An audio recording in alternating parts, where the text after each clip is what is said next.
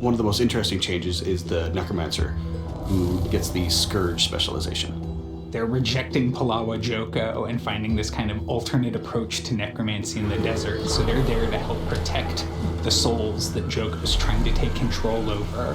What the Necromancer is going to do is he's going to give up his Death Shroud, and instead he's going to place his life force onto the Earth and protect allies from those locations. He gets a lot more battlefield control and movement options that the regular Necromancer would not have. The Scourge gets the torch as an offhand weapon, protecting their allies with it, and lighting the way to, well, damnation for their enemies. May the powers of the litter box protect you.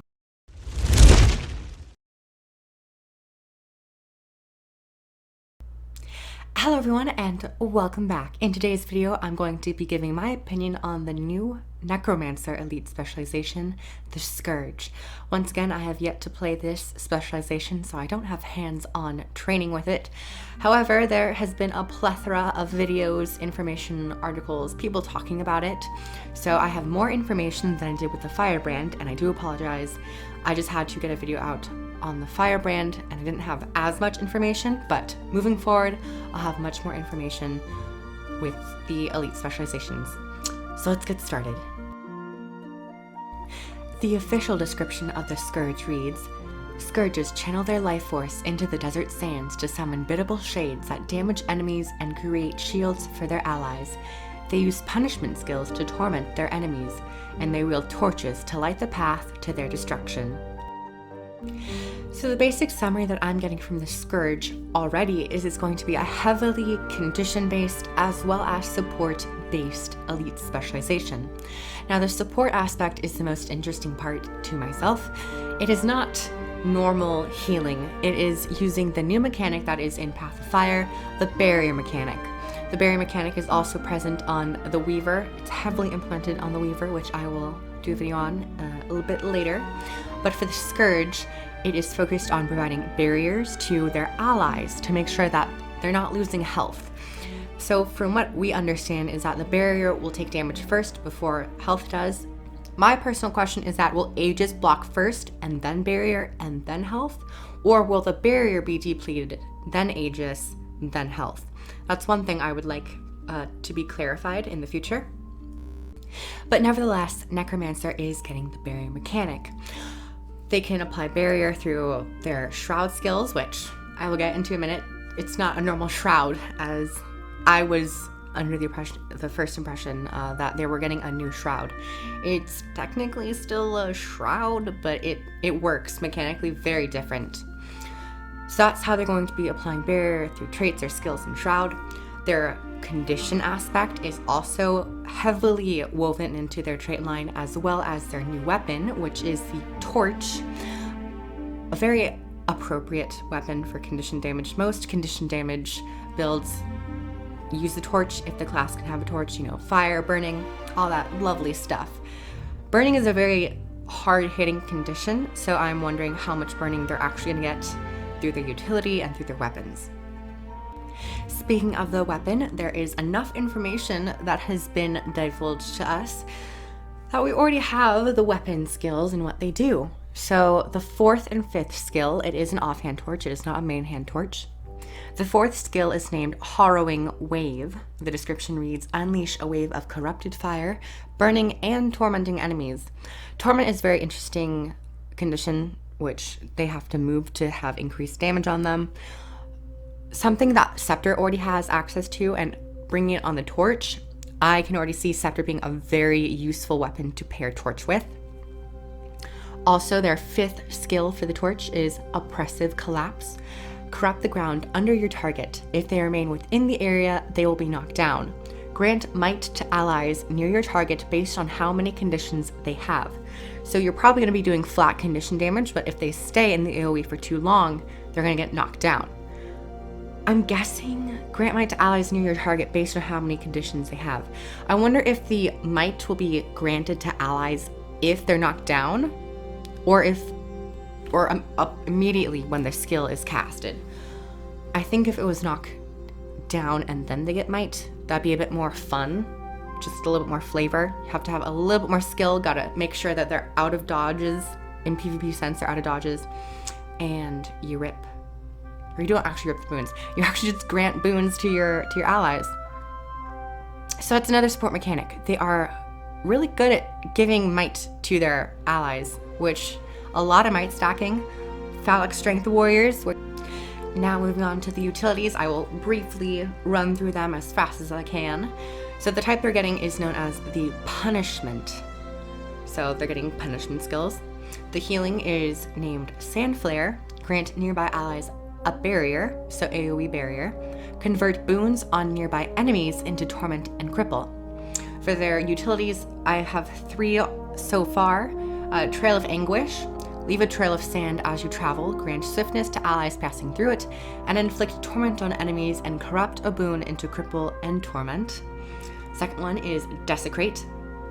Draw in vital energy from your foes to gain life force and grant boons to nearby allies. Convert a boon on affected enemies into torment and cripple. And the third one is known as the Sand Swell, which is a very interesting skill. They get a portal. Plunge into the ground, creating a portal through Tyria for ally use. Grant allies using this passage a health barrier. Convert a boon on nearby enemies into torment and cripple.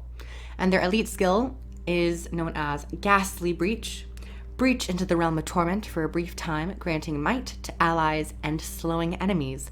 Convert a boon on enemies into torment and cripple each pulse. The fourth utility skill I am not aware of. It is not currently on the wiki, on the Guild Wars 2 wiki, which I will have in the description down below. One thing right off the bat that you might have noticed is that there's a lot of ripping a boon off of an enemy to inflict torment and cripple. I much prefer this playstyle just so there isn't like torment and cripple spam. They have to have a prerequisite, which is the torment skill, or which is having a boon which will then apply torment and cripple.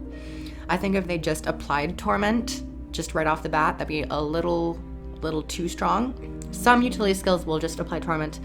It just depends on how much torment and the actual scaling of that torment. So those are the utility skills. Really cool, really nice, fairly supporty with all the boons going around on allies, and some more barrier stuff on the healing skill. Now that we've gotten the utilities and the weapon skills out of the way, and I'll explain the very new mechanics for the Death Shroud. Or instead of Death Shroud, I should be saying Manifest Sand Shade. There's a lot of sand stuff going on with the Scourge. Like it. So Manifest Sand Shade is a new skill which uses the ammunition mechanic, which you can change through a trait. But by default it has 3 ammunition charges, so you can summon 3 sand shades at once. With the trait, you will trade it to only allow 1 sand shade at a time, but with stronger effects. So Manifest Sand Shade reads, manifest a sand shade using some of your life force. Whenever you use a shade ability, you and your sand shades strike nearby foes. And this will be your main focus for your new Death Shroud skills. You'll still have 4 skills, I believe they are 4 skills, in replacing the normal Death Shroud skills, like your Life Blast, your Fear, all that stuff, which they're still thematically there. They're just different, and they have new flavors in combination with the Sand Shade.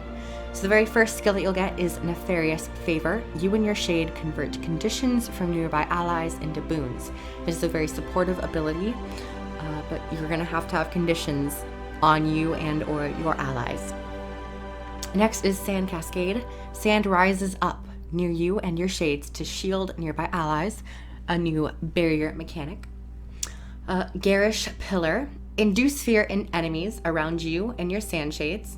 So more fear for everyone. Probably going to be a very large AoE fear. If you have all 3 sand shades out, if you only have 1, it'll be just around that single sand shade. But you can probably have a lot of fear going on in different locations. And the final one is Desert Shroud. Enter the Desert Shroud, gaining a powerful barrier and pulsing necrotic energy around you and your sand shades. Awesome. I love all these skills. The flavor is really nice. My only concern is that there is a lot of condition condition removal, as well as boon removal from enemies. This is obviously pretty great for PvP. I am more concerned about PvE, especially with the Spellbreaker, which I will talk about in a later video. But for the Scourge, I'm not worried, but I feel like there might be a couple things that won't be useful in PvE. I don't have any idea what the enemies in Path of Fire do, but as a blanket statement, I want them to pulse more boons for themselves and allies, as well as inflict more conditions to enemies, the player characters, to have this unique support aspect coming through, because in Heart of Thorns there was a little bit of it, but overall it was fairly overlooked in my opinion. So for Path of Fire, I would really appreciate it if they implemented more boons and conditions that enemies could dish out, especially for the Spellbreaker. I have a lot of opinions about the Spellbreaker. That's just like a blanket statement for all of Path of Fire. And now I'm going to move into the traits that they have. I'm gonna just briefly skim over these. So the first major adept trait is Abrasive Gift. Granting an ally a barrier removes conditions affecting them and grants might. There it is again. More condition removal and some might stacking. Next one for the next major adept, Fell Beacon. Torch skills gain reduced recharge and gain expertise based on your condition damage.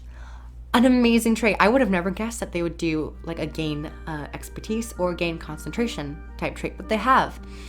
I think for Necromancer, this is going to be great because a lot of people run Viper's gear. And what I was thinking is that your main gear can have Viper's gear, but your trinkets, like your amulets, rings, bot stuff, backpack, can be a new stat. And one of the new stats that was shown is the Grieving stat, power and condition main stat with ferocity and I believe precision minor stats. So you can be a little bit more selective with your stats instead of just going full Vipers. Next major adept is Nourishing Rot. Gain life force for every boon you remove or corrupt. Two of these major adept traits I see very useful in PvP, not so much in PvE. Again, slightly worrying me. Next are the master traits. The first one is Desert Empowerment. Manifest Sandshade grants a barrier to allies near it. More support. I am definitely enjoying the Necromancer support playstyle. Next one is Sadistic Searing. Punishment skills gain reduced recharge and cause your next Manifest Sandshade to inflict burning on foes near it. More condition damage, obviously going to be the condition trait to take. And the third one, Unending Corruption. Manifest Sandshade corrupts boons on foes near it. More of that corruption. I really want them to go full on with the corruption and just like making the enemy's day be horrible. And for the Grandmasters, the first one we have is Sand Savant. This is the trait that only allows you to summon one shade. You can summon only one shade at a time. This greater shade has reduced recharge. You affect more targets and influence a larger area with shade skills. So it also affects your shade skills, as well as the actual shades themselves. Second Grandmaster is Demonic Lore. Torment you inflict deals increased damage and causes your foes to burn.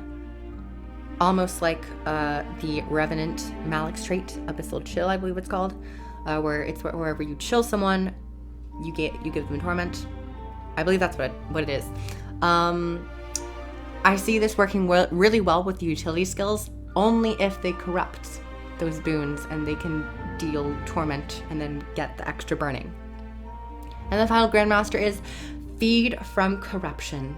Whenever you remove or corrupt a boon from an enemy, gain that boon. And I don't believe it has an internal cooldown. So if you're corrupting a lot of boons, you're going to get a lot of use out of this. Definitely going to make people, or it's definitely going to make guardians, like boon guardians in PvP, really want to avoid the Scourge. And I'm excited to see you play with that. And again, I'm excited for PvP. I'm still a little worried for PvE. Come on, pull through. Gotta give us that PvE boon, just sadistic boon application and possible condition application as well.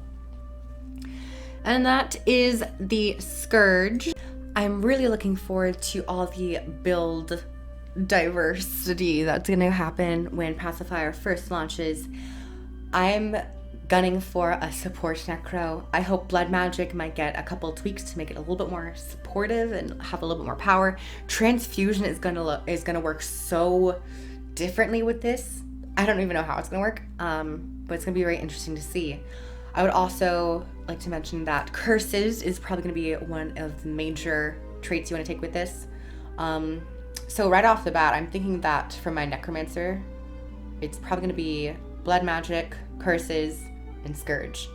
And it would be really interesting to take into a raid scenario for the extra barriers as well as some condition damage. And that is all I currently have to say about the Scourge. I'm super excited. I hope you guys are as well. Next, I'm going to tackle the Mirage, so stay tuned for that. I hope you all enjoyed. Like the video if you liked it. Comment below about what you think the Scourge will be like. And subscribe for more Path of Fire content. I'm so excited. As well as, I'd also like to mention, I have a referral link if you want to pre-order it and get some juicy stuff. It really helps people out and it helps all the content creators out. So if you really want to support us, you can. Thank you everyone so much, and I'll see you guys in the next video. Bye everyone.